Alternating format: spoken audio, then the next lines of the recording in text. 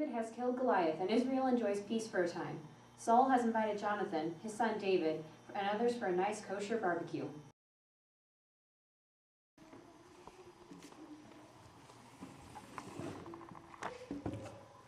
So, David, I heard you killed that giant guy.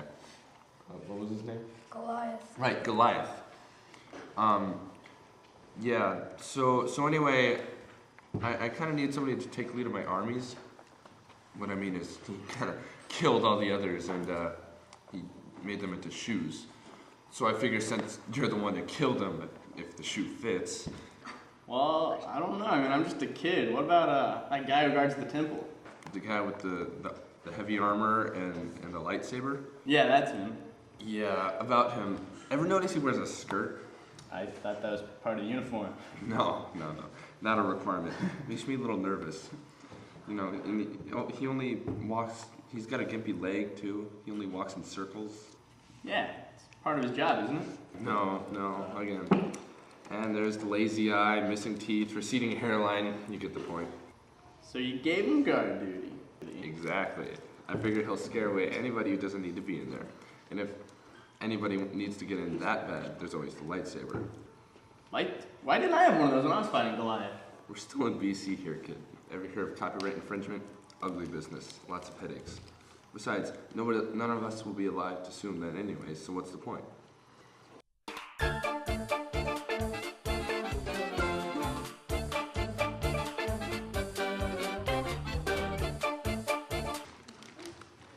So about the leader of the army thing, you want the job?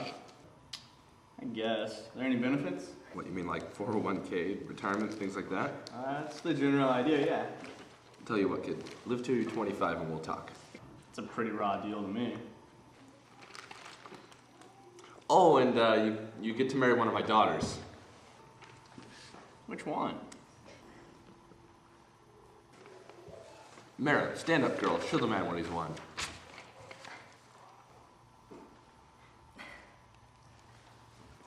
What the heck? Be hauling your armor around all the time. I mean, do you ever bathe during battle?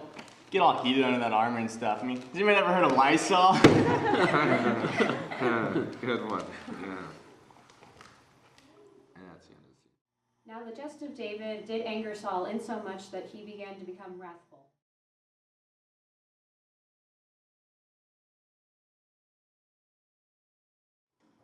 Now that's settled. Let's party. Yeah.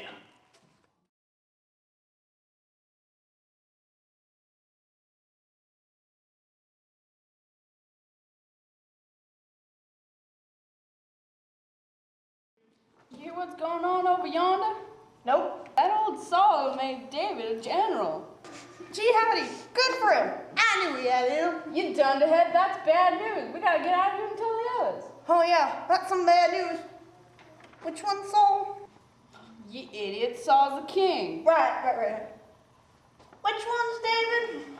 Creeping crawdads. David, you remember that little fella who hit Goliath with a rock in the head? That David? Shoot, we gotta get out of here. Still, I was kind of glad to hear that Goliath was dead. He was really butting line for food. Once he was gone, I actually got me some dinner. That's why we here. Why I listen to you in the first place? Good idea, he says. Let's light some foxtails on fire and then run through the enemy's camp, he says. Seemed like a good idea at the time. Till you set me on fire. Well, we also didn't know that they stuck "Arrest us, we're Philistine" signs on our back. But anyway, first things first, we gotta get out of here.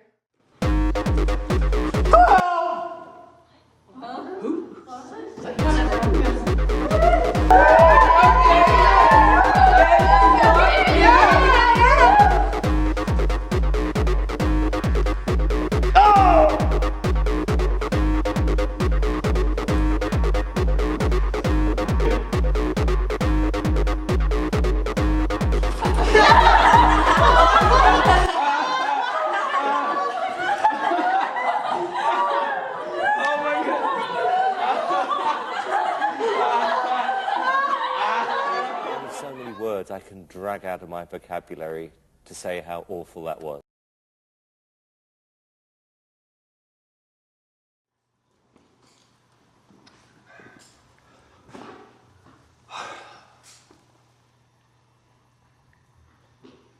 Who's that guy dancing? It's David, sir. You just made him leader of your army. That figures. Some people get all the luck. I want you to kill his wife. He's not married. Then marry him off and kill his wife. You just gave him your daughter for marriage. Really? Wow, that whole plot of revenge thing really seems to be slipping. I need to think things out a little better. So, what to do? What to do?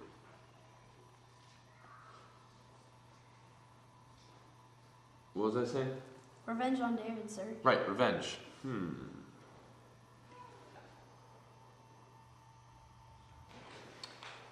I got it! Okay. I'll make him teach a religion class at 6 a.m. every morning. And then when he least expects it, I'll wait for him outside. Uh-huh. All of the students will be gone, leaving him primed for the most dramatic hose soaking of his life! What's with the hose soaking? Oh, I don't know, it just seemed to fit. And you're king because... I interview well? I got a better idea. Why don't you tell him that Merib is marrying someone else, and then it'll be easier to kill him later. No, I got a better idea. I can tell him that Merib is marrying somebody else, and it'll be easier to kill him. Go deliver my words. While Saul is plotting, David and Jonathan have been becoming fast friends. It started with a conversation about David's hat. Jonathan thought David's hat was freaking sweet. At first, he was just going to sock him in the head, but upon a closer inspection, it was okay. I mean, let's be honest, just because a hat isn't cool, or maybe the same hat that he is wearing, or the hat is a fashion statement from Moses' time, doesn't mean they can't be friends. After all, they're not women.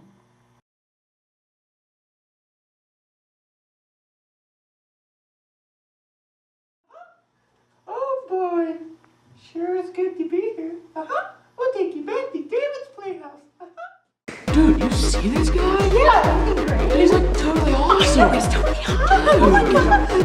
Dude, where'd you get that hat? If you're the eagle, pretty sweet, huh? Dude, totally. This place was like totally lame till you got here, and I was like totally wicked. You rock, dude. Thanks, homie. What was your name again? Name's Jonathan. Wanna make a covenant between each other that we'll always be friends and see look to the Lord? We can like always look out for each other and be totally tight. What do you say, bro?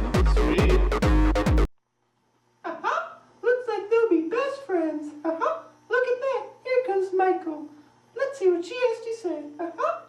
Oh boy, Michael went to the DJ and requested a nice slow song.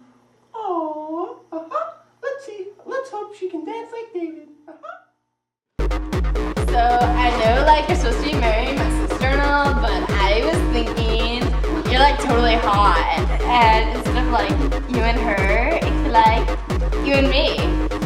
Well, I don't know. You're pretty hot now, but I kind of already made the promise.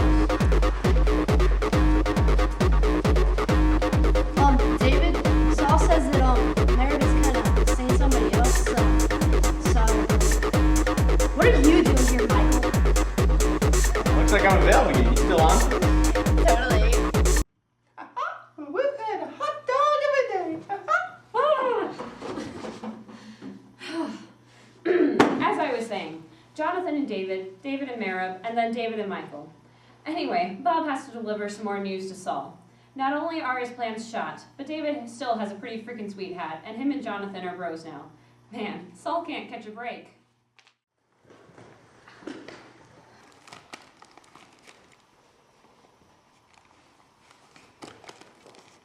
So I told him. And? He seemed to take it pretty well.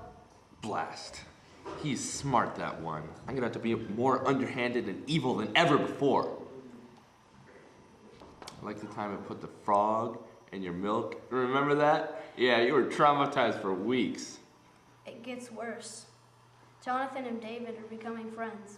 Could be a loyalty switch for your son. And Mikhail is in love with David and he's marrying her instead. Blast. Fine. Just give Jonathan Merib to marry and then break them up. That's his sister, sir. Oh, yeah, that would be pretty wrong, wouldn't it?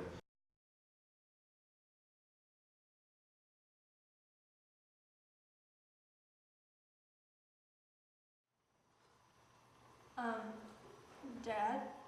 Don't bother me now, I'm plotting. But, Dad, I was just wondering when you were going to make me marry David, because I don't really like him. What? Oh, don't worry, dear, you're not marrying him anymore. Oh, why? He, said you're ugly. What? Don't cry. he just left you for your sister.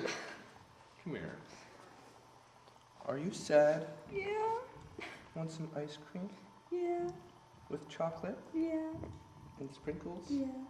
And little Oreo bites? And little gummy bears? And butterscotch? Yeah. Want to help Daddy plot his revenge? No!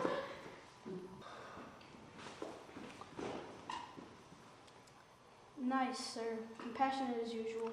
I know. I'm a wonderful father. Now, what to do about this Daniel? David, sir. Right, Daniel. And those lions to deal with. Lions. David, Jonathan, and Michael continue to get the crowd into it. They chant and cheer for David, comparing him to Saul. The remarks make Saul look worse and worse.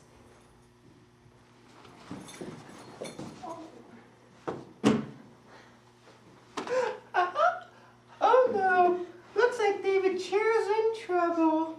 Let's see if he can get himself out of this one. He's a hit, sir. God, can this possibly get any worse? David has a pretty freaking sweet hat from his Rayleigh Eagle. Ah!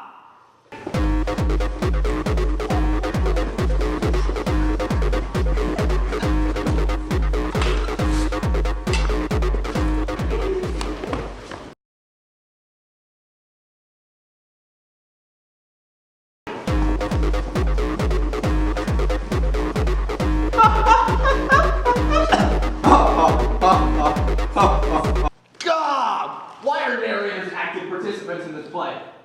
Oh, dude, looks like that's pretty steep. You better judge it. We got this totally awesome way out, though. Turn everything. Looks like David got out of that mess after. Oh! Not so funny now, is it? As I was saying, now Saul is left alone with Bob. Jonathan has escorted David to safety. Dad, like, hello, couldn't you tell how he was like all over me? This is so typical. Just because you're a loser doesn't mean you have to take it out on me. You're like so immature.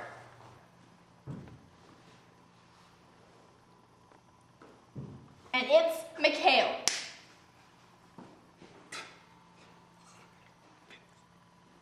Wow, sir. Congratulations. This place is deader than Kingdom Hall on Christmas. I don't understand. It came without presents. It came without bags. It came without packages, boxes, or tags. Sorry, I quote Dr. Seuss when I get frustrated.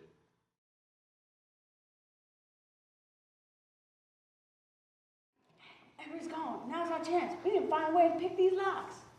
Well, that'll be a tougher. These here are solid iron. Don't suppose we can alter them. That's just great. We're chained to the wall. We's all in this trouble, and our only way of escape is to gnaw through iron. And if it ain't worst of all, I got a nose itch I can't scratch.